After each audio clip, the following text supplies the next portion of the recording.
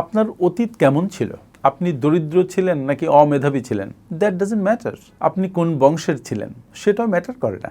অতীত আপনার বর্তমানকে সংজ্ঞায়িত করে না, কিন্তু বর্তমানে আপনি কি করছেন, আপনি কতটা চ্যালেঞ্জের মধ্য দিয়ে, কতটা কষ্টের মধ্য দিয়ে, কতটা পরিশ্রমের মধ্য দিয়ে বর্তমানে এক জায়গায় পৌঁছেছেন এবং সেটাকে কন্টিনিউ করছেন, সেটাই আপনার বর্তমান এবং সেটাই আপনাকে সংজ্ঞায়িত করে। তাই যারা অতীতের মধ্যে পড়ে থাকেন, অতীতের ক্ষুদ্রতাকে ভুলতে পারেন না, অতীতের দারিদ্র্য অবস্থাকে পাশ কাটিয়ে সামনে আসতে পারেন না, তাদেরকে বলছি আপনার বর্তমান আপনাকে নির্ধারণ করে, অতীত আপনাকে কখনো নির্ধারণ করেনি। তাই অতীতে বসবাস না করে বর্তমানে বসবাস করুন। প্রতিদিন বাঁচুন, প্রতিদিন সুখী হন, প্রতিদিন নিজেকে নতুন করে আবিষ্কার করুন, প্রতিদিন পারলে নিজেকে নতুন নতুন চ্যালেঞ্জের মধ্যে ছুড়ে দেন এবং সেই চ্যালেঞ্জ জয় করুন। তাহলে দেখবেন যে প্রতিদিন আপনি জিতেছেন, প্রতিদিন আপনি নতুন হয়ে গড়ে উঠছেন এবং এই নতুনত্বই প্রতিদিন আপনাকে সৃষ্টি করছে, আপনি আপনাকে সৃষ্টি করছেন।